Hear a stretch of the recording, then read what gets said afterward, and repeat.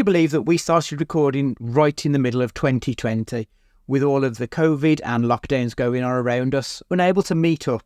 So like many a young gentleman, we turned to the internet for our entertainment. Tried to find a place where we could meet up and talk about the good, the bad, and that time that Stu saw a pelican on the canal.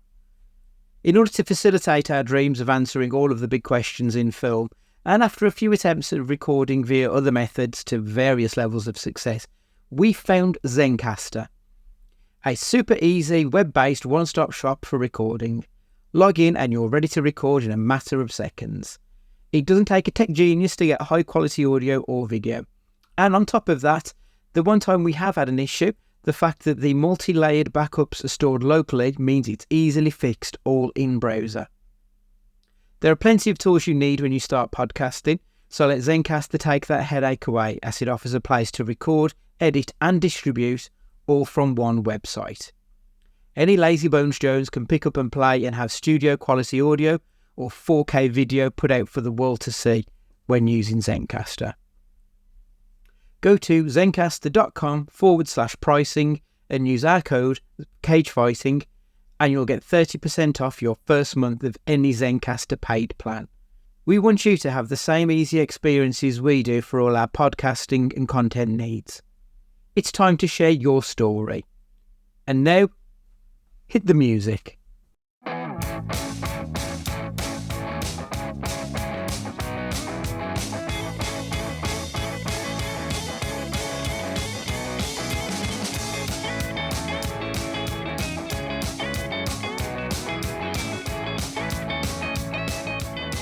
Hello and welcome to Cage Fighting. It's your main man, Andy Gillard here. Hope everyone is keeping well right now. Hello everybody, Matt Guy here. Don't mind telling you, I'm really hungover. Hello. He's hungover and I'm very, I don't say very enjoyable, but everything about today is enjoyable. You know this gets recorded on a Sunday, you know what's happened this afternoon. Fucking get in. Hello everyone. I mean, Stu, you were filling me in on how much alcohol you've drank so far today before we recorded, and it's quite incredible that you're still going. I mean, you're now on the Guinness Zero, so I'm winding down now. I'm not winding down, it's a minor reset. A minor reset before I watch NFL properly. And then when I start to flag, then I've got some latte pods to get me through the night. But as we found out this week, the coffee doesn't do anything for me. Maybe it's just a placebo effect, I don't know. But yeah, I thought I'd best break it up. I mean, I had 3.5 hours between the pint this morning, the fourth pint this morning, and the fifth when I got home because of the nonsense that went on in that game, and the no alcohol policy in the ground itself. So I kind of dried out halfway through the day. So that's probably explains why I'm perfectly okay at the minute.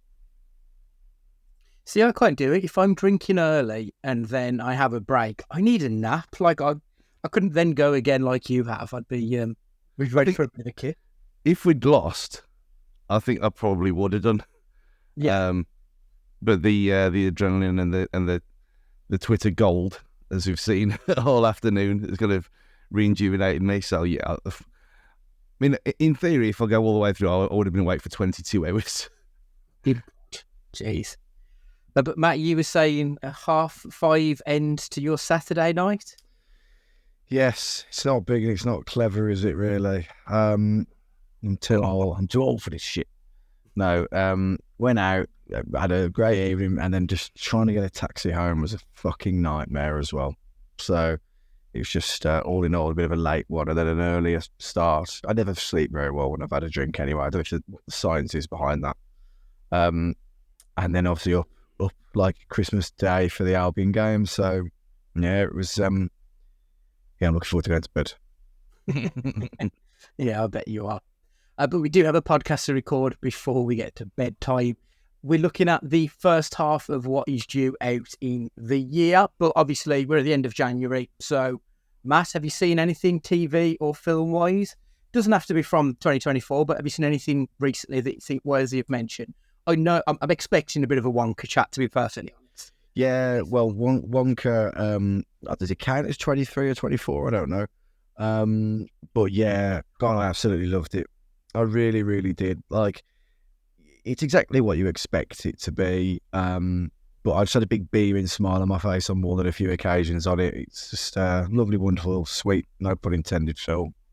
And me and Sam are watching Griselda at the moment about the Colombian drug lord. And we're only a couple of episodes in, but I'm really enjoying it so far. Very gritty, very violent, but it's a good story so far, and it's been really highly reviewed.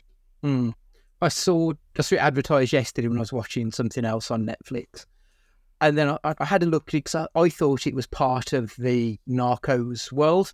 So I had a quick Google and saw who this Griselda was and the real woman she's based on. Mm-hmm.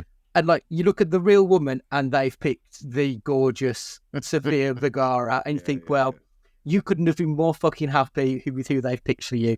It's quite incredible. Yeah, exactly. It's like, I don't know, picking like Jason Statham for one of us. Over Enrique Iglesias for Stu. Obviously, previous life. Brilliant. Stu, have you seen anything recently? I mean, there's going to be a crossover because we've seen 2 of them, I think. Echo, let's just mention it. It was fine. That's it. It was enjoyable in a way that it was different, and it wasn't just a woke tick boxy thing like the usual places have said that it was. It really wasn't at all. Amanda D'Onofrio obviously stole the show as per usual, but it was fine. You can't recommend it, even though it was in 5 parts, and they released it all in one go, which kind of sells everything really. American Nightmare on Netflix, which is, well, you can't say anything about because it just ruins it, even though it's only 3 parts. Just fucking insane madness. But obviously the best thing, and I'll be amazed if anything beats it for the number one. Like we mentioned it a couple of weeks ago, the Mr. Bates versus the Post Office. Just superb, absolutely superb.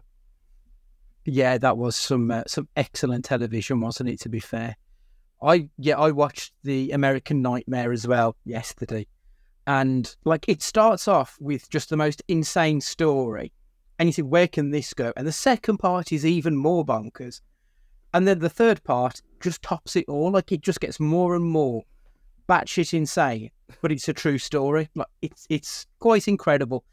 And after a few mishits from Netflix in that genre of true crime documentary, this one felt like actually it was 3 episodes which was full of a story. I think in previous years they would have made that into a 6-part series and we'd have given up halfway through. So it was a bit of a return to form, that one, I thought. Yes, also True Detective, which we've both watched. I really enjoyed it. I'm kind of regretting not having rewatched the first season because there's obviously links between it. I don't think you need to have seen it, but I wish I had just had a little bit more memory of it. Yeah, I will be quite annoyed if it actually comes to it and it turns out that they are linked together. Yeah, I mean, I know they mention Travis Cole being the father of Matthew McConaughey's character. So it's very tangential. And I think they will tell a self-contained story. But yeah, I am regretting not having given it at least rewatching one of the YouTube videos where they just go over everything in half an hour. So that was a bit of a shame. I watched the Mean Girls musical, which was fun, but like the update didn't quite sit right. I felt that it'd have been better if they'd have just set it at the time of the original film, because it did feel like these aren't kids in 2023, 2024. So it didn't quite work, but it was fun enough as you would expect for that kind of film. Can you give the kids what they really want about your cinema experiences again? It was horrendous. Absolutely horrendous. There was like, because it's a 12A, people see 12A as, I can take my kids and it's fine. When in truth, a 12A should be, you should only see it if you're 12 years old. And there was kids in there who couldn't have been older than 6 years old, stood up, walking around, doing everything. And, of course, there was a fucking baby in there. They were silent for, like, 95% of the film. But that 5%, and you could hear the little cunt fucking crying and wailing and stuff. I just, don't ruin everyone else's night because you don't want to buy a babysitter for the evening. Because that's all it is. It's just an excuse that they can still go out and do what they want to do without having to pay for a babysitter. It's just so fucking rude. I was quite pissed off. Every time. Yeah. I also watched The Colour Purple, which is the musical of the 1983 Spielberg film. Like, it's a really sort of harrowing story that starts off with a young girl being pregnant after being raped by her father. But because it's a musical, it's supposed to be like happy and bouncy. And just the juxtaposition of those two extremes did not work for me in the slightest. I really didn't get on with that film at all. And I feel like I would have enjoyed it had it have just been a straight retelling or a remake of the original. As a musical, I didn't like it personally. And I didn't think the songs were all that interesting. But never mind. And also Poor Things, that was the other thing that I saw at the cinema, which I really enjoyed. I love Emma Stone. But Mark Ruffalo, like, he really fucking surprised me at how amazing he was. Real big swing for the fence performance, which I didn't know he had in him. Have you not seen, is it Dark Waters? No, I haven't seen it. That's on the list. I've got it saved to watch on my streamer. I haven't seen it. Just double check. Yes, it is Dark Waters 2019. He's amazing in that. Right. Yeah, I've got it on the list because I've heard things about it, but just finding a spare couple of hours, isn't it? Right, so we'll move on to next month and we'll see what is due out soon. Actually, this weekend, before I move on to February, Masters of the Air. Now, I know both of you are a big fan of Band of Brothers, and is this a direct sequel to it, or is this just in that world? Yeah.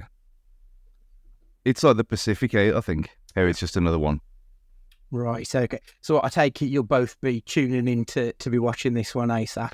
Yeah, as soon as I can. I find it weird that Austin Butler is just always has his Elvis voice and everything. Did you hear what happened to him? That he's had to hire a dialect coach to coach him out of speaking like Elvis. Wow, that's incredible. But yeah, I swear he was doing it in the trailer I saw for this. It's a weird one because obviously everybody that was in Band of Brothers was, well, the majority of people were semi-household names, or a lot of them were household names anyway. But it just seems weird that he's in it.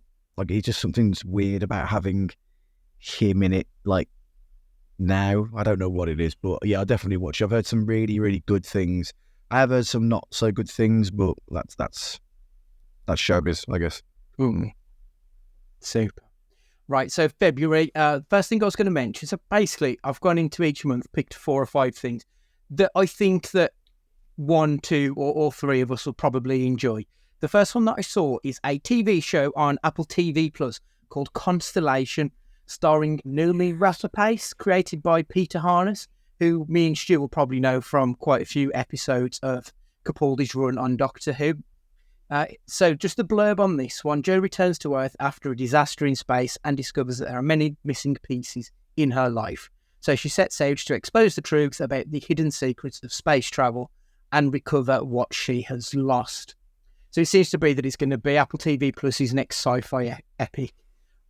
I'd say that Apple TV Plus are probably as close to any network to reproducing HBO standard television, but very specifically in the sci-fi realms. When you look at stuff like Severance, I think has been excellent. Obviously, Silo, we all really enjoyed last season.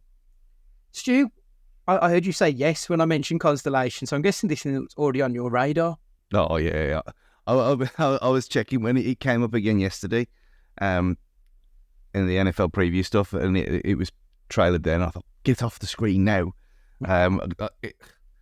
There's For All Mankind as well. That's another one. That's another really, really good one on there. Yeah. They've just got it. I mean, I love The Expanse, which was on Prime, but that's over now, and this stuff is just filling that void. And it's kind of like, well, when I was really looking forward to playing Starfield, and then Matt said it was shit, and so I didn't do it. Constellation looks excellent, and it's unlimited Apple money as well, isn't it? So it's not going to look ropey in any way, shape, or form. And from the very brief teaser that I bought myself to watch, it doesn't look like that at all. So yeah, I can't wait for this. Lovely. Matt, has Apple TV got that seal of approval now where you see a show on Apple and you think, I'll probably give that a go? It's got a track record to back it, hasn't it, at the moment? So I think that puts it in good standing. I can't think of many people, though, at least in this country, where people go, "Yeah, I've got Apple TV," as a product.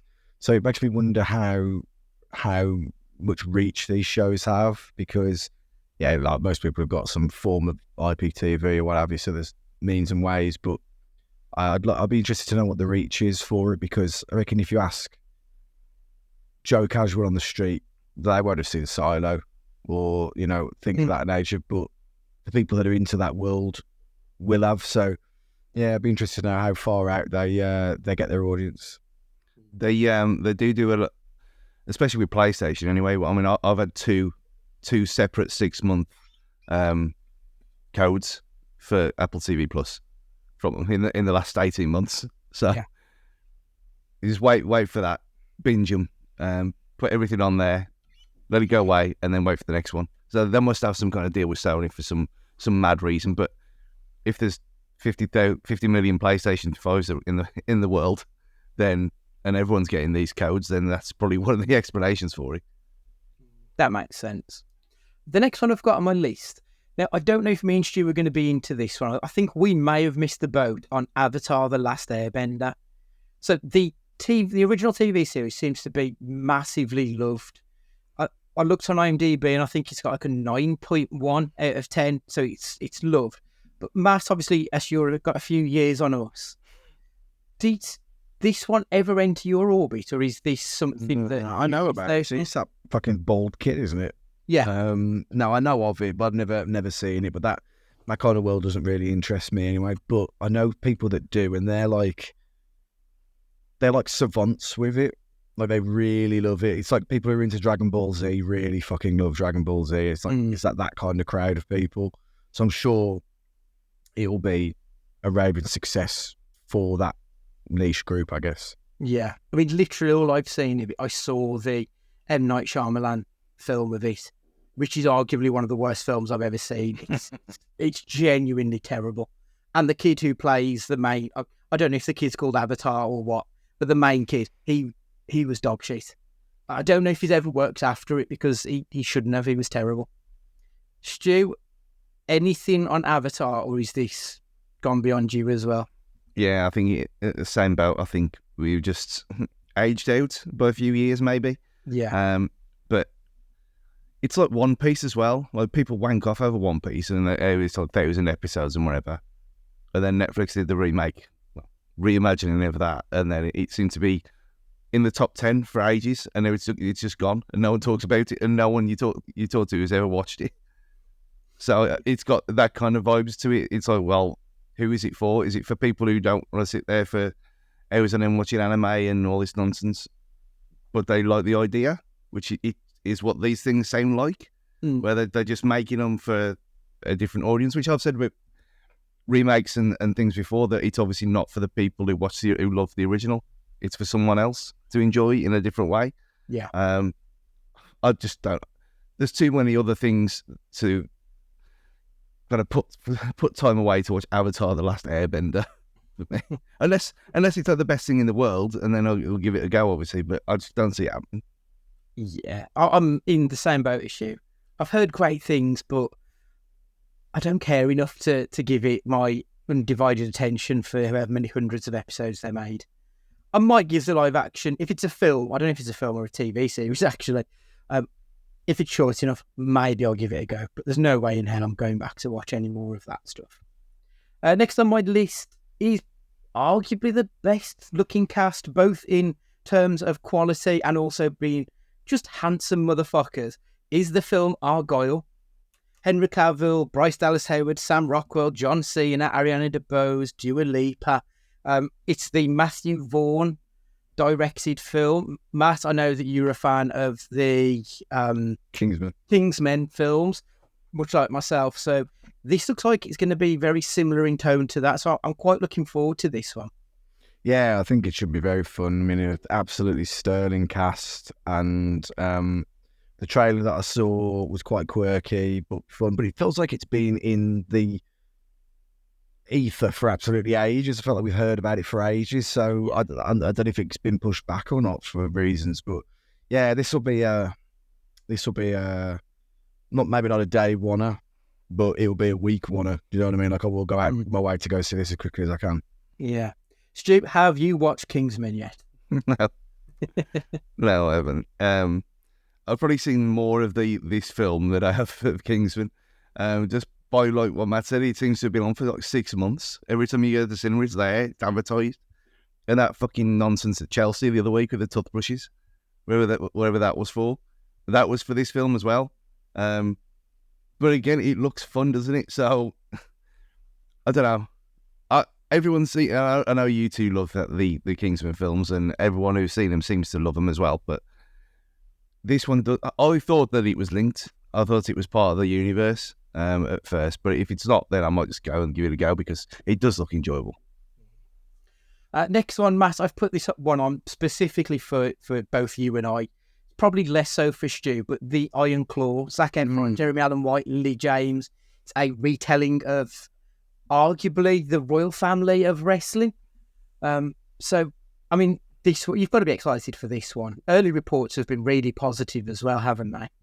Yeah, I'm really looking forward to it. To be fair, I'll give anything wrestling related a chance anyway. But 9 times out of 10, you're usually disappointed. But this has got a really good buzz about it, I think. And yeah, like the Von Erichsen, the story behind everything with it, he's just it's like Dark Side of the Ring territory, isn't it? So it shouldn't be a particularly easy watch, I don't think. But it'll be. It just looks fantastic, and I hope it's one of those that. I hope it has a bit of like a universal appeal to it. I hope it isn't kind of a, full of in references, or it just has a bit of a broader appeal. Because I'd love Stu to watch it, and like other people that might not normally give this thing a chance, because I reckon it'll be great. Yeah, I agree. But apparently, like, it's such a downer that they even cut out the deaths of one of the brothers, because they said it's so sad that if we put that on top, it would be unrealistic, even though obviously it is part of the true story. And it is genuinely like one of the most harrowing stories in any sport, entertainment, whatever you want to call it. It's genuinely a horrific tale. And yeah, cinematic isn't really the word for it, I don't think. So I'm really intrigued to see how they're going to put it on there. Stu, obviously you're a fan of The Bear as well. Jeremy Allen White, probably his first biggest performance we've seen since he became cousin. So will you be seeing this film anyway? And obviously talk to me about Jeremy Allen White. I mean, he's just great in everything that he's been in, all the interviews with him afterwards, and how much love he gives that series. Well, 2 seasons of a series that was buried relatively unknown-wise on Disney Plus here, and is it Hulu over there? Not sure. Yeah. But yeah, I think knowing he's in this, I might give it a chance actually. I'd very much doubt that I'd watch this in the cinema unless it was one of them days where it was the middle of the day, there was nothing else to do, there's nothing else on. Yeah. And it was on like midday. I might go and watch it then. I will watch it though. It does intrigue me, and like Fighting with the Family? Was that what it was called? Yeah. I enjoyed that. Different tone of film, of course, but yeah, I'll give it a go. It's just not high on the higher priority, but yeah, it looks interesting, and because he's in it, I'll give it a chance. Super. The next one, I'm going to double it up. So the next film that I was going to mention, which is out in February, is the Bob Marley film One Love. We've also got another film due out in April, which is the Amy Winehouse Back to Black. Matt, where do you sit with biopics, especially musical ones? Because I find it's such a difficult thing to weigh up. You have 2 routes you can take. You can either do the fantastical, like they did with Rocket Man, or you have to do a straight retelling of what's happened, like the Queen one didn't. Like, you can't fuck around with the real story because people know it. So I'm kind of intrigued. Like, will you be watching either of these films, firstly? And secondly, do you like a musical biopic, and what do you like in them? I do generally, but in order for them to follow like your general Hollywood format. They nearly always have to be the hero of the piece, regardless of how much of a rotter they are, like, or not, unless it's like an expose kind of film. Like if there was to do a version of the Savile thing that Coogan did with, like, I don't know, Gary Glitter or something like that. So it's one of them, but yeah, I don't mind them generally, but I think you know, the problem is, for me at least, I need to like have a want and an enjoyment for the artist for me to want to see it, and like I just don't with like Amy Winehouse, so I probably wouldn't. You know, if there was a Zootons one, I might see the Amy Winehouse. So Bob Marley, I would see the Bob Marley one though. To be fair, I think there's an interesting story to tell there, and but yeah, I do like them generally speaking. But if it goes hand in hand, I like them because I like the artist. I like the wrestling films because I like wrestling. So you know, they go hand in hand really. Like, I haven't seen the Whitney Houston one, for example, because I'm not really into Whitney Houston. So like, why would I, kind of thing. Yeah, that makes sense. I always struggle with films where people are trying to do impressions of famous people, especially when it comes to musicians. It's one thing to try and be, you know, like the Von Erichs, for example. It's another thing to try and sing like Bob Marley, because you end up with a choice of you either get someone who sounds like a Diet Coke version of them, or you end up with them just singing to the backing track, and it never looks quite right. And I find that a bit of an issue. I've got to be honest, I know very little about Bob Marley other than he had cancer and we tried to cure it with homeopathy. That's literally all I know about him. I can't say that's one that I'm going to be rushing to see. Whereas I was a fan of Amy Winehouse, so I probably will be seeing that one. But I also am very well aware that I will probably be very critical about it too. Stu, where do you sit on this one? When you're going to hate Winehouse, aren't you? We all know this. You're going to despise it. It's not going to show her falling apart, which is going to be the most annoying part about it, really. Unless her that bit in the trailer of her meeting him is the start of a downfall, and that's what they leave it at. Maybe, I don't know. Mixed, I suppose, like both of you. Where if you look at all the inaccuracies in Bohemian Rhapsody, that they fantasifies or whatever the word is. Yeah. Which is a bit annoying afterwards, because I really enjoyed it first time around, and then reading about it, I thought, well, I don't really want to watch this again because it's made up. As a film, it was fine, but I thought they did the getting the music right best in Elvis. Well, we've mentioned it already, but I thought he was all right in that. I thought that they did a pretty good job. If they do that, if it's that kind of level with these two films, then great.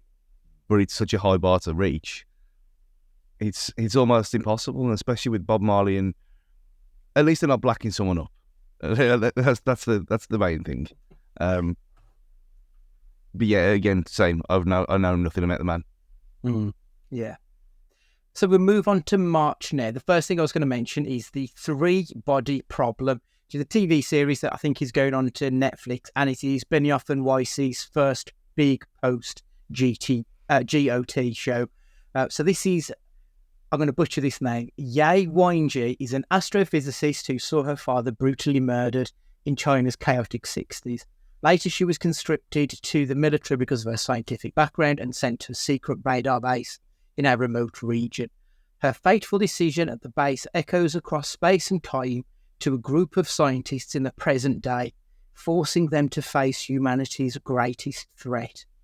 It sounds like it's going to be a big, expansive, over-the-top, sort of like, I think, Game of Thrones was, especially in those middle series, where it was, world-encompassing. Obviously, they've got a decent track record on big IP-driven stuff. Stu, will you be watching this one, or are you over the Benioff and Weiss hype train now? It didn't end well, did it? And I know we've got other things to mention later, but I don't know if I can do it again. It seems like yet another big thing to get invested in, and I'm yet to be convinced, to be honest. if it's one of these where that everyone's talking about, then fine. But it doesn't scream interesting enough to me. Matt, I mean, most people, when it comes to Game of Thrones, loved it when it was following the books, and once it left the books, struggled. This series is based on a book, so will you give Benioff and Weiss the benefit of the doubt here? I will. I really like the sound of this. It sounds properly up my street. So, yeah, I will give it some of my time. Everything like this now with the might of Netflix behind it, because it's a Netflix release, isn't it? It is. With the might of Netflix, I don't think it's going to be a manifest, i.e., look like absolute dog shit. Like, so, I think like those are the key things of sci-fi, isn't it? It has to look good. Like, yeah, your plot's important, the acting's important, but if it looks like the fucking deer from The Walking Dead, that CGI deer, then just like you're right, like it's hard to recover. So it just depends how it looks. It needs to look good. I'm just as an aside, mentioning CGI animals, the start of Night Country, not that great, was it? Yeah, there is a bit where it's like, oh, that's It's not questionable. Why have you used a CGI animal? Yeah, I don't get that. But everything else that has been excellent, to be fair, so I'll give that the benefit of the doubt for now. The cast on this one, though: Benedict Wong, Isa Gonzalez, John Bradley, Jonathan Pryce, Liam Cunningham. So they've gone for a mix of hot as shit and people they've worked with in Game of Thrones. So I think I will give this one the benefit of the doubt as well. I'll at least give it a couple of episodes. If it doesn't reach the heights, then maybe we'll see. But I'll give it a go early doors, I reckon. The next thing is also a Netflix release that I'm going to need you two to talk me through. The Gentleman. So it's the Guy Ritchie film that you both saw. I believe you both saw and both enjoyed. Oh, yes. If I remember rightly. I think this is a follow-on to the actual film. So I'm guessing, Stu, you're excited about this one. I just don't believe... Like the revelation that came out of a certain other film that you haven't seen. I can't believe that you haven't seen this film. It was so... I tried. I couldn't get over the accents early doors, and I just turned it off. I will revisit it at some point. Yeah, but you didn't give it a chance. I didn't, because they just pissed me off, and I was like, I can't watch this. The accent, the whole point of it is that it's ridiculous and over the top. Is this a series or is it a film?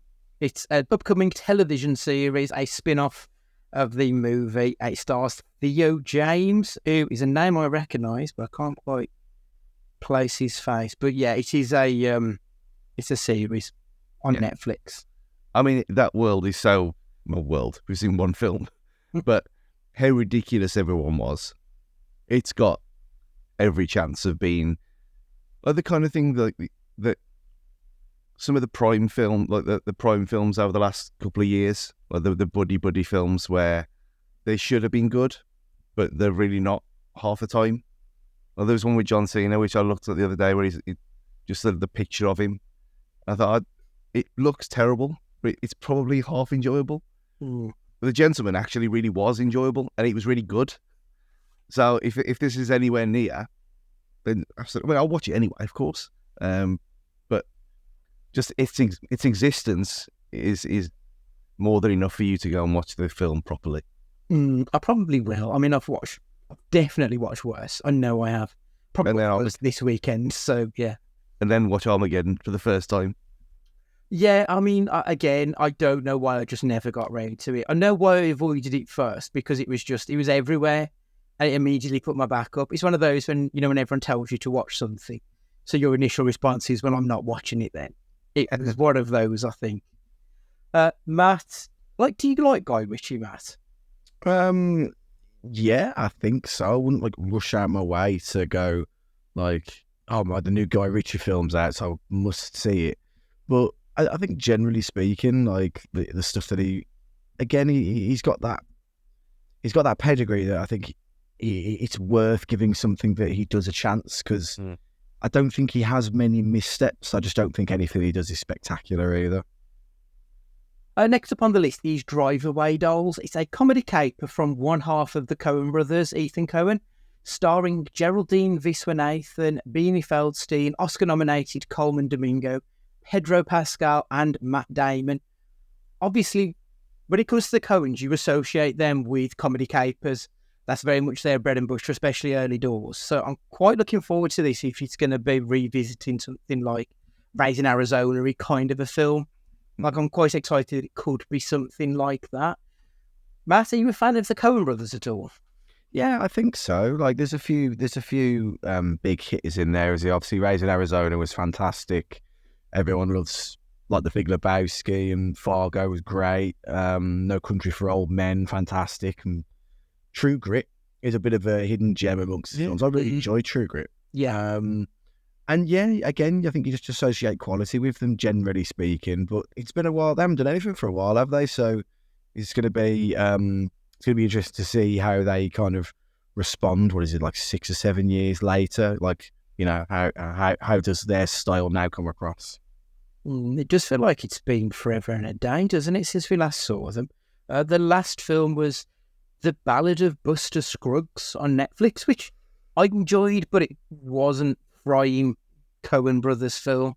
And to be fair, actually, you look at that run. So after True Grit, inside Llewyn Davis and Hail Caesar with the other two films, neither of which really got me, if I'm honest. So I'm hoping this is going to be some good Coen brothers, or at least one half of the Coen brothers stuff. Stu, Coen brothers fan? Yeah, for some stuff, yeah. Pretty much what Matt just said. Some I get along with, some it just does not interest me. Just the premise does not interest me, and what you just read out, them, the latest ones, never even heard. Anyone talk about them, mention them in any capacity anywhere. So, but then you've mentioned Pedro Pascal, which is the catnip. It's all the catnip I need. So even if he's a co-star, if he's a guest star, him and Matt Damon, Yeah. It's just a yes at this point, every single time. It is. I'm quite looking forward to seeing Geraldine Viswanathan take a bit of a lead role in something.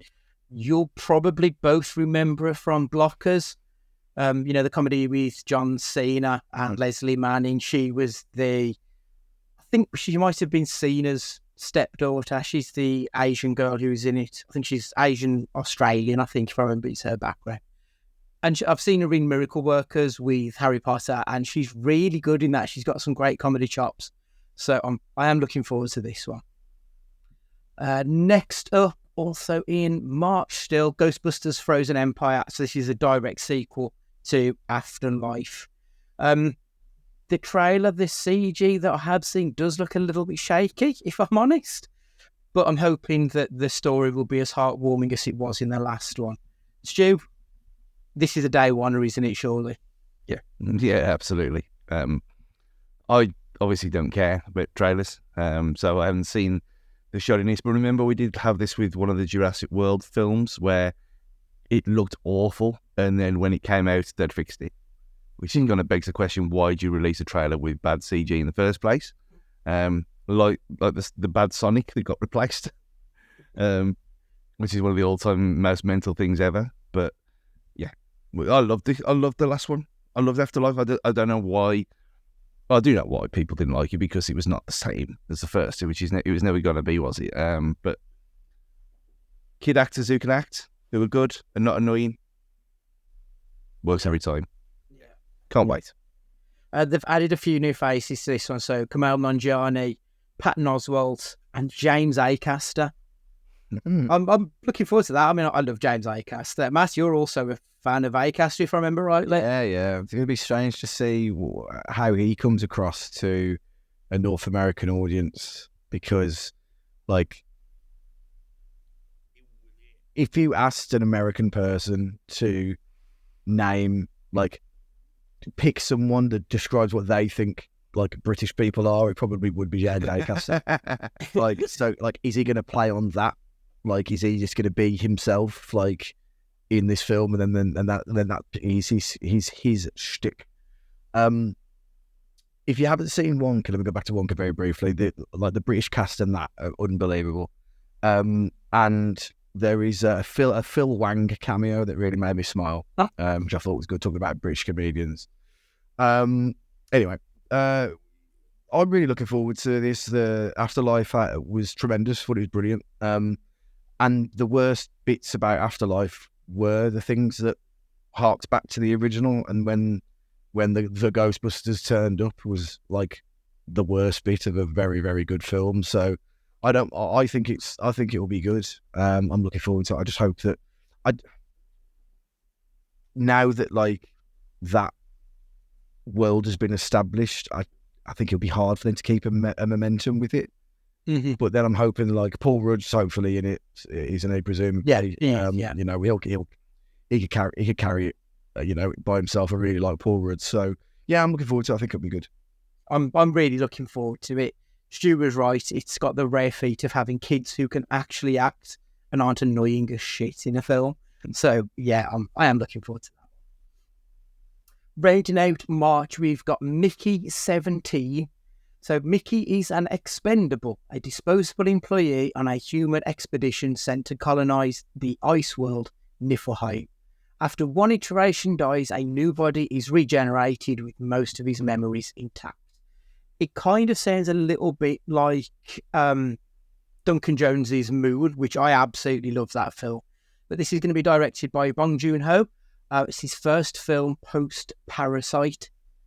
Matt, you were a fan of Parasite as well, so Bong Joon-ho back in the big seat? Yeah, I mean, I don't know much about this, if I'm brutally honest, but I think, again, like, such is the weight and the power of, like, good direction and that star power is that you'll give something a chance because of previous track records. So that's, again, the same kind of thing here. Yeah. Looking at the cast, so Robert Pattinson, Toni Collette, Mark Ruffalo, Naomi Aki, Stephen Yeun. I mean, that's a stellar cast, these days. So, Stu, I can't remember, have you actually seen Parasite? Yeah. You did, yeah. So, yeah, will you be there for this one? Yeah, I'm a bit annoyed that it's not going to be foreign language, really. That it's, well, you wouldn't think so. Yeah, since you sold me. You sold me with the cast. The idea sounds a bit Groundhog Day. It's getting my Groundhog radar up, which I'm not happy about. But we'll see. I've been broken once or twice with this nonsense. So I was just about to say, we discussed Happy Death Day yesterday, so yeah. You know that you're okay with these films now. Yeah, no, not all of them. Some of them. There are exceptions to the rule. But this one sounds sci-fi enough that it could break it. So yeah, I'll give it a chance. Super. I'm going to need you both to talk me through this next one. April, we've got a TV series based on Fallout. Matt, what is Fallout actually about, please? Because I know nothing about this series of games. So it's life after the world is ravaged by nuclear war and the fallout of that, and everybody lives in vaults, and people come out of the vaults, and it's that life. But the wilderness and the world that exists are like massively affected by radiation. So you've got like monsters, and you've got what they're called, skinwalkers. Is it skinwalkers, Joe? And you've got like Nuketown, which is like a civilization that's in the middle of the fallout, basically, of nuclear war. And there's like a subplot about kind of an evil empire, like stormtroopers and stuff like that. And it's all very like 1950, no, not 50s, that's way too late. 40s, like 30s and 40s music and stuff. It's just fantastic. God, Fallout 3, I put a serious amount of hours into, and 4, to be fair. And yeah, just wonderful RPG games, the same makers of Oblivion and Skyrim, but with guns, not magic, basically. Okay, so are we talking horror, thriller, action, bit of everything? No, it's not really horror. There are horror-ish elements, I suppose. Things like jump out at you and stuff like that in the games, but it's more an RPG, like survival RPG. But it's very like tongue-in-cheek funny though as well. Yeah. I'd imagine it'll be like a cross between The Last of Us and Silo, in a way. Right. Yeah, it's a good way to look at it. Yeah. Like I had this ridiculous big smile on my face when I watched the trailer for it because the music is one of the like iconic songs in Fallout 3. And for them to like do an adaptation of that in the trailer, like we just had this big smile on my face. So yeah, it's did you ever play? You wouldn't have played it, Andy, because of your broken eyes. But you ever played Borderlands? Did you? Similar to Borderlands, that kind of like world, really like post apocalyptic kind of survival game. Oh, you know, like Peggy Carter. Yes. I love that kind of like war music. Right. Okay. I get it. That kind of thing. And apparently there is one whole episode based on Pip-Boy. The origins of it. Yeah, like my mate bought like a super duper version of the latest one and got like some thing you put your phone in. It looks like a Pip-Boy. Yeah, the whole thing. Like, did he wear it on his arm? Oh man, he came into work one day in like the Vault hoodie and a bag and a Pip-Boy and everything. Yeah, sad fuck. Are we looking at the names in the cast? Ella Purnell, I don't know who she is. Aaron Moten. Oh, Walton Goggins, I do know him. I'm a big fan of his work. Kyle MacLachlan, I know him. There's not many sort of big name actors looking at this. Chris Parnell, I do like him. He's a very good comedic actor. So it looks like they're going to be pinning it very much on the people loving the source material and hoping to run with it. But I've just noticed that the first 3 episodes are going to be directed by Jonathan Nolan, Christopher's brother, who also did Westworld, which I was a massive fan of. So I'll definitely be giving this a chance, in fairness. It's just I know nothing about it, which might help me going in fairness, so I've got no preconceptions. Well, the IMDb, in a future post-apocalyptic Los Angeles brought about by nuclear decimation, citizens must live in underground bunkers to protect themselves from radiation, mutants and bandits. So think of it like that. Yeah, it's I'm really looking forward to it. And I'm glad it's not got like a star-studded cast because I want the show itself to be the star, the world, everything about it. It doesn't need like a name to drag people in, the story itself. Like, Stu, you've played 3, haven't you? Presumably. Yeah, a long time ago, yeah. Like in 3, one of like the really early things you have to do is decide whether you blow up Nuketown. And they hint at that in the trailer being one of the kind of plot points. And I just had a huge fucking smile on my face thinking about it. It was brilliant. Excellent. I'm quite excited about something I have absolutely no knowledge of, which is quite good to have that, I think. The last time I had it, though, was June, so maybe I shouldn't be so excited. I mean, to put it into perspective, Dean bought this game 7 times. Okay, right. He'd play for like 100 hours, sell it off, and then I think he bought it on Xbox, and then he bought it on PS3, and then he bought it again on PS4 or something like that. Oh, he'd sell it and then get like the urge to play it again, so he had to buy it again. But he was obsessed with it. Incredible. Next up is Dead Boy Detectives series. So Dead Boy Detectives are DC Comics. They're set in the Sandman universe. They're also created by Neil Gaiman, who did Sandman. So you will know that tonally it will fit very much within that world. The Dead Boy Detectives are, as the title explains, they're 2 children who were killed and they try to solve their murders. I love Sandman, and it's such a difficult thing to translate from book to TV series, but they did the right thing in not making it either too highbrow or too dark, which I think a lot of DC adaptations have trouble with sort of doing that adaptation. I feel like they got the balance quite right in this, so I'm really looking forward to Dead Boy Detectives. Matt, do you know anything about Dead Boy Detectives, and is this one anything that you'd be vaguely interested in? Well, yes, because of the if it's the Sandman universe, then yeah, I probably will. I didn't realise that Sandman Act 3 was out on Audible. Annoyingly, because I stopped using Audible since Spotify have audiobooks on their platform now for free. Well, as part of the premium package. Yeah, I'll give it a go, because if it's tonally like going to be around the same kind of thing, then yeah, it'll definitely be worth a watch. I enjoyed the Sandman Netflix. It was good, if not spectacular. And it was, how do I put this nicely? they held back a little bit to make it slightly more accessible, I think, to everybody. Yeah. And that was okay. But what I really liked about American Gods was that they absolutely didn't in American Gods, or at least I didn't, and that's why I loved it so much. So yeah, like if it, I'm sure it'll be great though, regardless. I still wish we could have got the full story of American Gods. Leaving it where they did is so frustrating. It is. And like, I've tried to read the book and it's a fucking beast.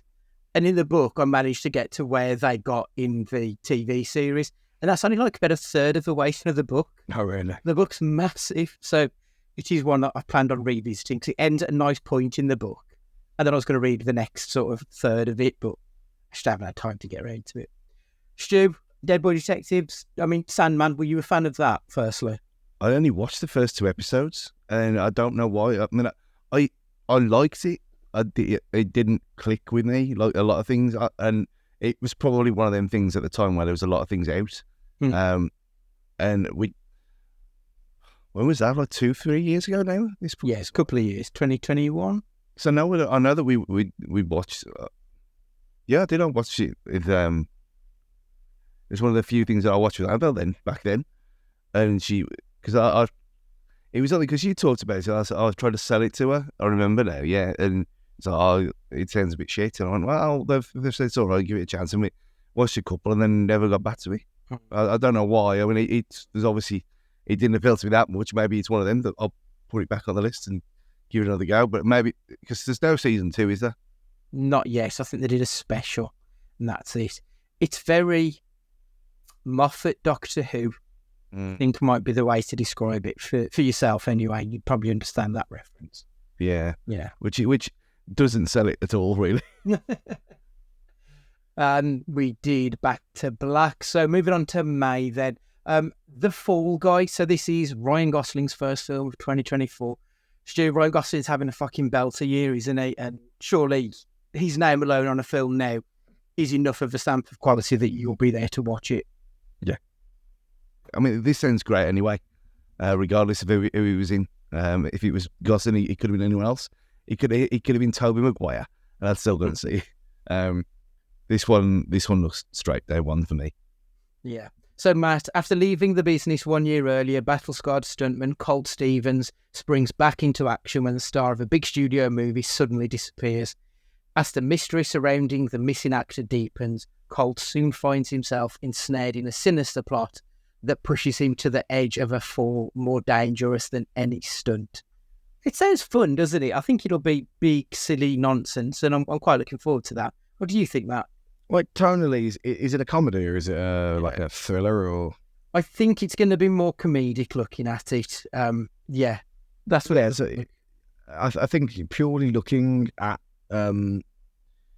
Gosling's face like makes me laugh anyway, like after Barbie, to be honest. So yeah, I'm all for it. Let's bring it on. It sounds like it could be quite fun and be able to still tick the boxes of being action because he's a stuntman. So like it should be quite fun in that respect.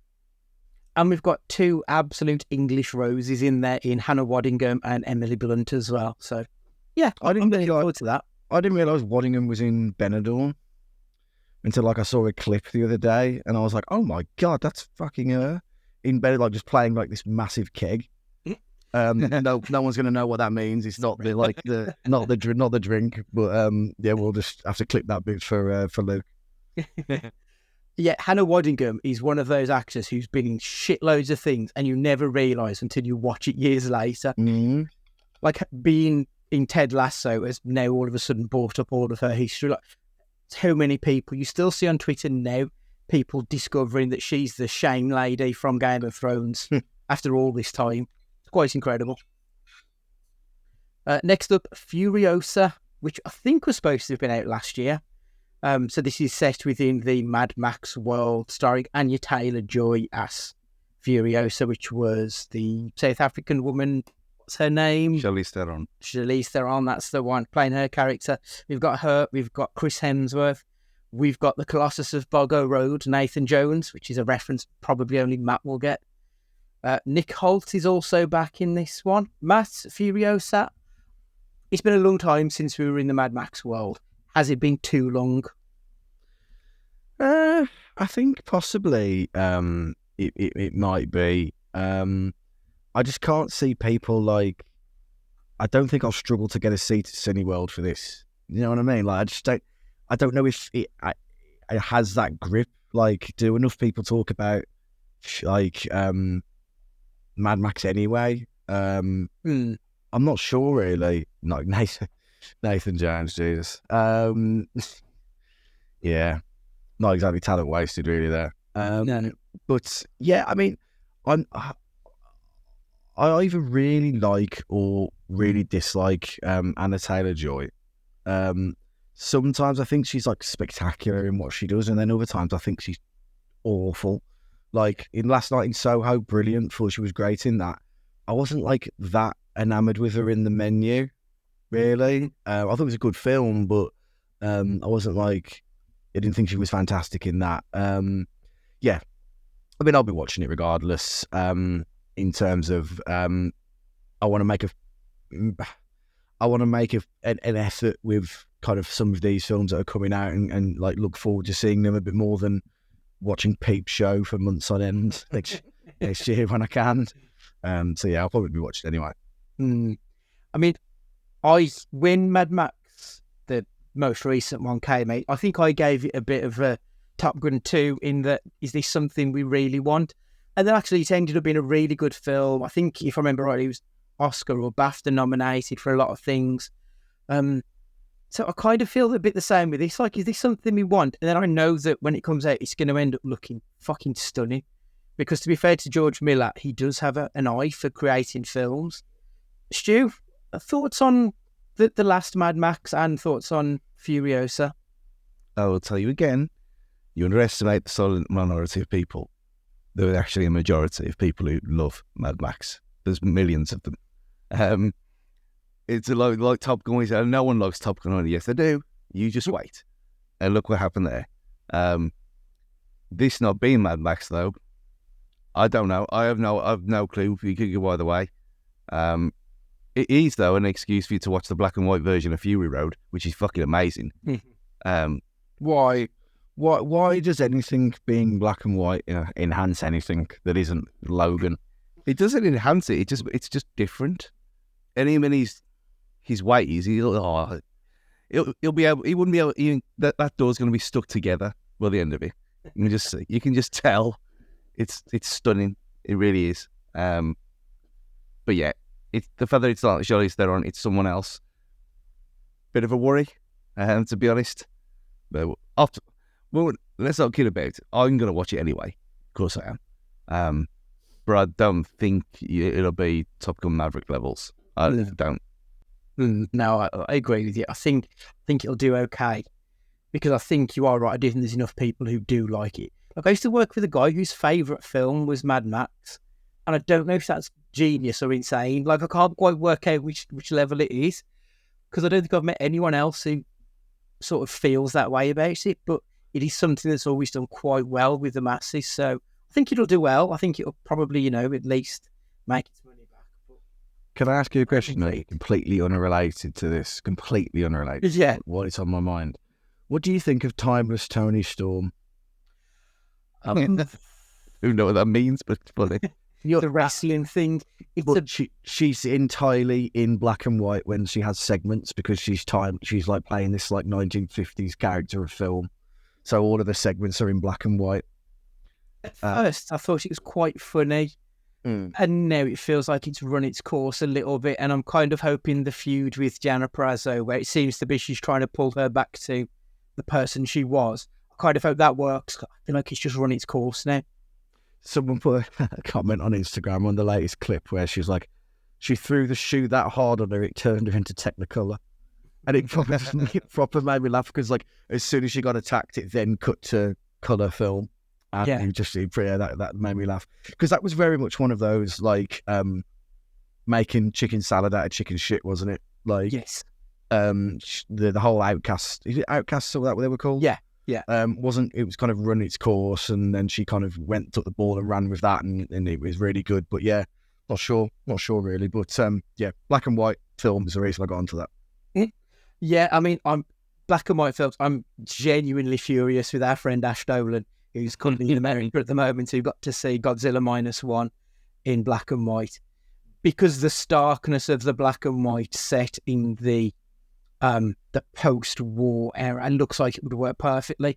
And some of the clips that have come out from it, it does look absolutely stunning. I get why it would work, because obviously it's a sequel effectively to the very original Godzilla film. So you keep it in black and white, so it does have that nostalgia to it as well, I think. So I do get it. Sometimes it can be a bit gimmicky. Like, it is a bit gimmicky in Logan, but it also does really work well because the shadow play in Logan is fantastic, and I think it emphasises it. So I get why they do it in some cases. I haven't seen the Mad Max one in black and white, but maybe that'll be worth a visit. I don't know. So that is... Oh, well, we've also got, Kingdom of the Planet of the Apes. This is another long-run series of films, which I think the first one started in the late 60s, was it, with Charlton Heston? Matt, are you a fan of the Planet of the Apes films, like, as a whole, or just... Did you pick more recent ones? The new ones, yeah, the newer adaptations with, what the hell was the monkey's name? Oscar? I made that up. I can't remember. But yeah, I really enjoyed them. Thought they were fantastic. But the older ones, the ones that you see on like Channel 5 all the time, dog shit, awful. The only... Who was it that was in... It wasn't Marky Mark, was it, that was in the one that was before... Planet of the Apes 2, like not the newest ones, but the one before that, where at the end there's the gorilla with a gun and who's dressed as a policeman. The Woody Harrelson one. Was it Woody Harrelson? Woody Harrelson's in one. Like, I kind of got a bit lost because there's been that many of them. Yeah, exactly. Well, yeah, like to bring it back on track. Yeah, I really enjoyed them. But this is Caesar was the name of the monkey, I think. This is set like 200 years later or something like that. So we've got absolutely no connection to him. And yeah, I really enjoy them. I'll watch this. Like, this is how I expected. And this is going to sound really silly. How they handled these Planet of the Apes films, especially the ones where it's like the fall of man because of monkey, is how I expected the latest Jurassic Park to be. More about like how society lives with dinosaurs as opposed to, and it just wasn't. Whereas Planet of the Apes is. And because of that, yeah, I really enjoyed them so far. So hopefully it'll be another good one. I mean, I've got to admit, I love the stories in the original ones. The only problem with watching the original ones now is they look terrible. Obviously, we've moved on so much that they look so bad. But the storylines there, I think, are fantastic. Apart from the shitty fucking Tim Burton crap that doesn't count in anything. No, the worst. Woody Harrelson was the villain in I think it was the third one of the new ones.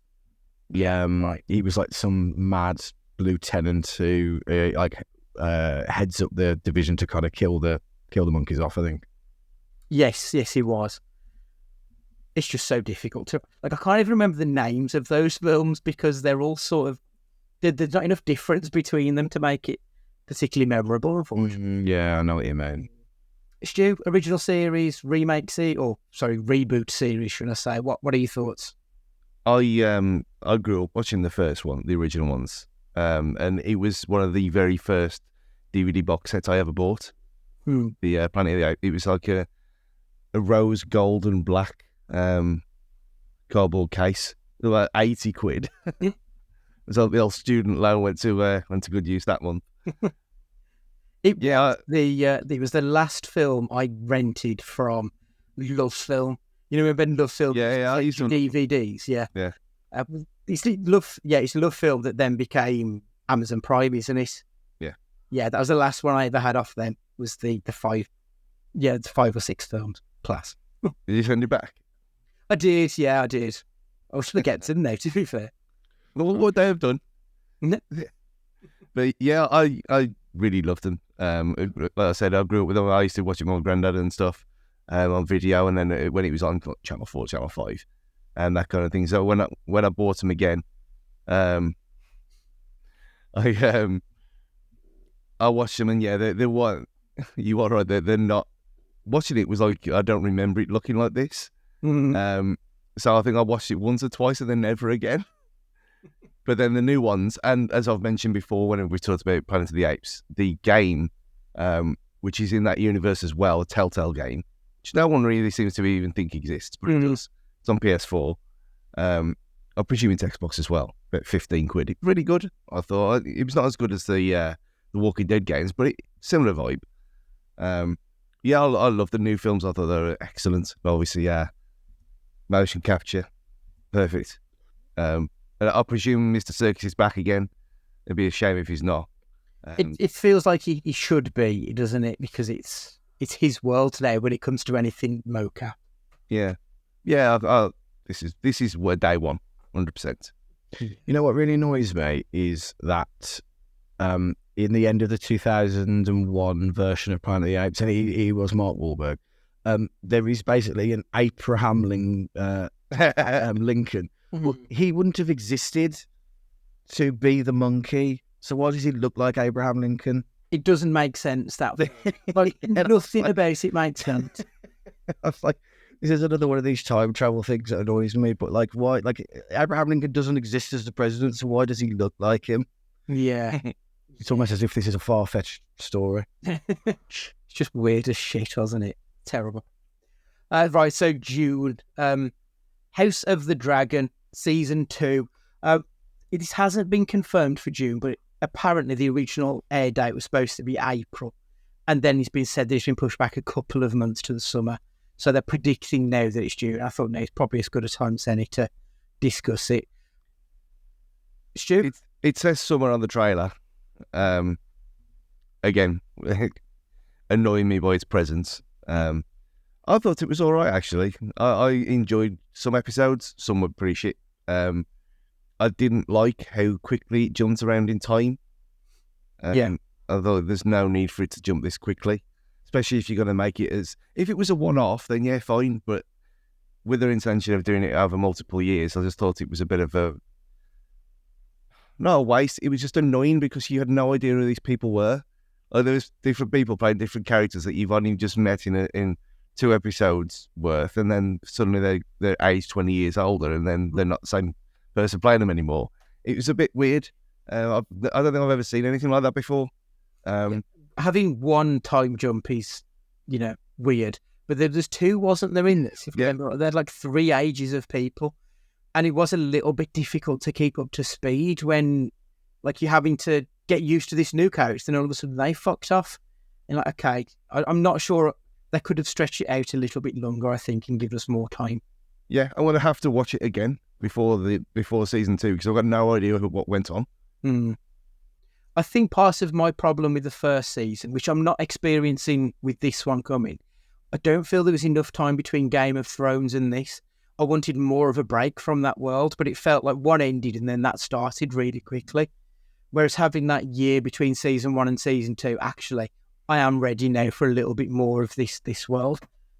I think what didn't help as well, because it came out at the same time as Ring of Power, which I know got a lot of shit, but I enjoyed Ring of Power, and there was a lot of people who did enjoy it for what it was. Yeah. But having 2 high fantasy series in massive IP at the same time was a bit of a head fuck, because you're going from one world to another every week. And it's like, yeah, this should have been separated some better. Well, I know one was on Prime and one was on HBO, but still. Even so, yeah, they could have done with a bit of breathing space, couldn't they? Matt, House of the Dragon, are you invested in it, or? Yeah, I think so. It was a bit of a slow burner, wasn't it? House of the Dragon, if I remember correctly. It didn't get off to like the most, the quickest start. But yeah, I'll watch it. I enjoyed it as a piece. And the later episodes when it actually had a dragon in it was a bit more exciting. I'm not like chomping at the bit.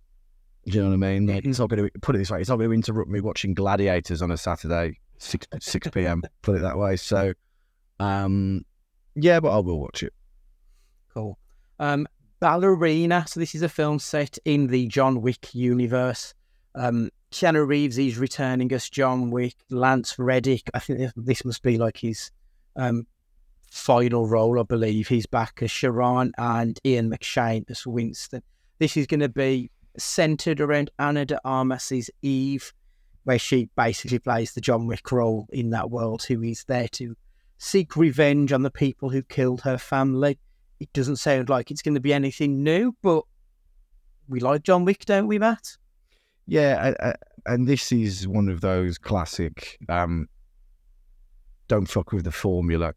You enjoy it, and that's the reason why you enjoy it. And yeah, there'll be a little twist on it because it's a different character and stuff, but sometimes there's nothing wrong sometimes with just some like tweaks, evolution, not revolution or revolution.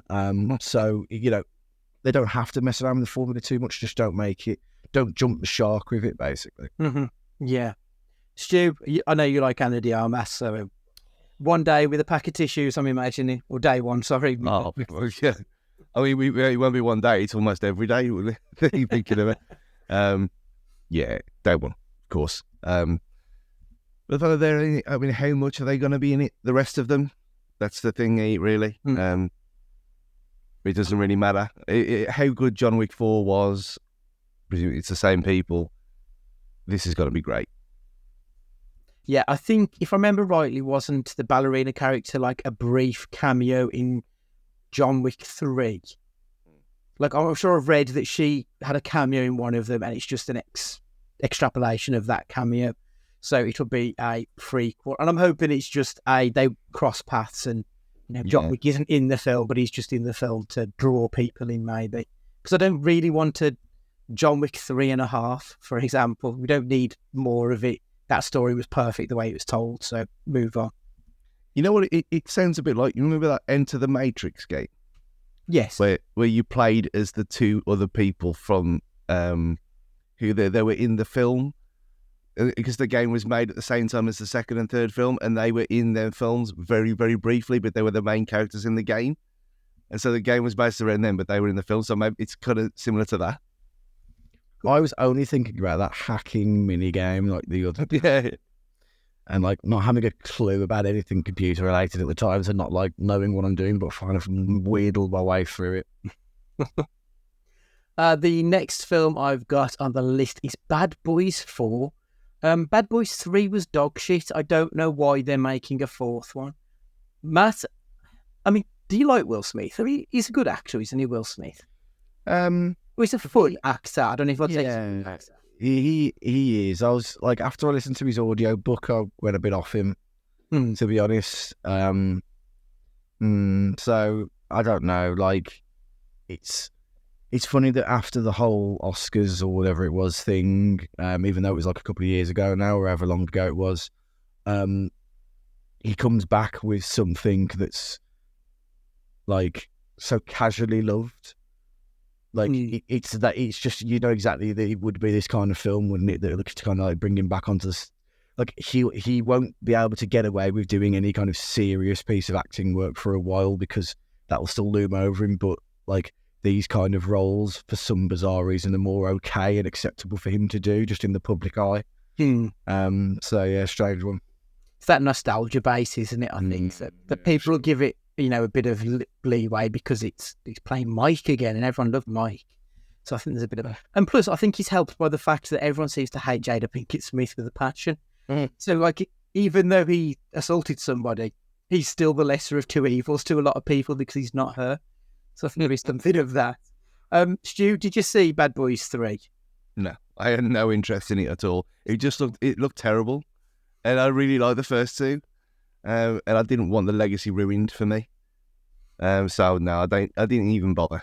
Yeah. So I was like, this is going to be if this one's excellent, it's going to be a bit of a problem because then I'll have to watch 3. Yeah, it looked like they used 3 as something of like a hand-on to his kid, but his kid wasn't very interesting. So I'm hoping they're going to walk that back, to be perfectly honest. But Vanessa Hudgens is in this one, and I do like Vanessa Hudgens, so I'll probably give this one a chance. The last film I've got on my list then is Inside Out 2. Is due out in June. Inside Out, I think, is as close to perfection as Pixar have got when it comes to films. And now they're adding Maya Hawke into that world, so I'm really excited for this one. Should be great. Stu, Pixar fan, Inside Out, what do you think? is this going to be another one of these that's just, oh yeah, it'll be on Disney Plus in 40 days kind of situation, so no one goes to see it, so that means it's going to be terrible. That's my only fear with this. Don't worry. You are right. I mean, Inside Out, he's up there with, well, I'd say Frozen, but you don't like Frozen, do you? It's all right. Tangled is better than Frozen. I'll say that every single day of the week. But yeah, I loved it. You probably shouldn't love Inside Out, really, but it's been so bad for the last 18 months for them. I don't really have much hope for it. I mean, look at Frozen 2 was terrible. Just absolutely shockingly bad. So I've got very little hope left for Disney sequels, well, Pixar sequels. We'll see. I'd like to be proven wrong for a change, but the hope is not high. Let's put it that way. Matt, are you looking forward to Inside Out too?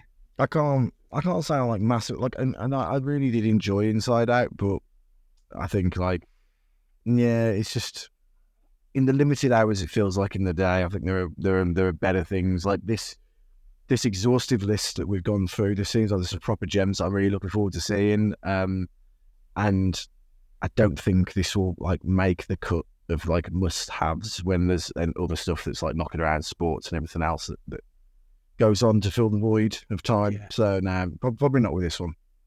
Okay, yeah. One last film actually that I've just seen on my other list that I'd left off, and I think actually it's worth asking the question. Michael Sarnowski, who did Pig, is going to be directing A Quiet Place Day One. Matt, did you ever get round to the Quiet Place films? No, but do you ever seen A Quiet Place? You saw the first one? Yeah, I saw the first one. Yeah, I did. I only saw it once though. I try not bothered about this. I think I think I would watch it, but because like the whole world will probably watch it, and it's like I remember when A Quiet Place came out, and it became one of those like office water cooler films everyone was talking about. So you kind of had to watch it if you wanted to get in on the conversation. The same way as like I never watched Traitors, and I probably haven't had a conversation with anybody at work for about a week because that's all anybody was talking about. So yeah, I mean, I might watch it, to be fair. If he follows the same, was this like the origin story of how it came to be then, presumably? Yeah, effectively, from what I can gather, it is going to be the first day after the fall of humanity. So when the alien thing comes to Earth. So it's literally day one. But obviously because it's Michael Sarnowski who did Pig, yeah, I'm really intrigued on how he's going to go from such an emotional film to what should be an action thriller. So I'm intrigued by this one. I mean, we've already kind of seen it though, haven't we? This is in like bits of the flashback in 2, where we saw how they were ransacking the streets and stuff in Civilization. So if it's just more of that, I don't know. That's the only thing that annoys me about it, because we have seen what happened. Well, that was more day 0, wasn't it? I suppose. I love both of them films. They're just wonderful. Way better than they should be. We've got Emily Blunt coming back and Millicent Simmons, who plays her daughter, which will be interesting because surely her daughter will have grown up quite a lot between the first film being released, and if this is set before the first one, that's going to look weird. So I'm not sure how that's going to look. Joseph Quinn, who everybody fell in love with last year with Stranger Things Season 4, Jimon Hunsu and Alex Wolff, who was fantastic in Pig, so I am looking forward to it. I think it should be a good movie. We'll be back anyway to discuss what's due to come in the second half of the year, but we'll be doing that in June. There's no point in looking ahead with the way dates change. So probably half of these films we've discussed here will end up getting pushed back like they usually do. But we'll be discussing Twisters, Deadpool 3, Borderlands is getting a film or TV series, Beetlejuice 2, Saw 11, Joker 2, Transformers 1, Paddington 3, Gladiator 2, Wicked Part 1 and Sonic 3, all due out in the second half of the year. I think it's stacking up to be quite an interesting 12 months, to be honest. Matt, a film or two or TV series or two that you're particularly looking forward to in the first 6 months? I don't know though. this has been such like genuinely has been like a great like thing for me. This because I end up just watching things on your recommendations or whatever Netflix serves me, such as the like subservient like subscriptor I am to this service. I'm looking forward to some of the Three Body Problem that we mentioned earlier. Sounds really up my street. I've been just doing some like Googling while like others have been talking and stuff, and I'm really looking forward to that. I can't wait for Fallout. Like I'm really excited by it, and I hope like the sooner it comes around, the better. I hope it's not like a massive flop. Like I really hope it's. I hope it's something. And are we getting Sonic 3 soon? Yeah, so Sonic 3, I think is going to be out. I'm sure somewhere already. It was the 20th of December, so they're very much pitching it as like a Christmas family film. Got you. Yeah. Stu, anything that we've discussed or maybe not discussed that's particularly piquing your interest? I mean, a peek behind the curtain for the people. Wasn't going to mention Dune, etc., as we've spoke about that on other podcasts, because he doesn't want to admit that he's wrong. This is why he doesn't want to talk about Dune. Also, what we haven't talked about, shockingly badly, since it's less than 3 weeks away, Madam Web. We're both going to be there. You know you are. You can't deny it. We all know how bullshit it's going to be. There's every chance, yeah. There's not every chance. There's every chance in the entire world that it's going to be so bad.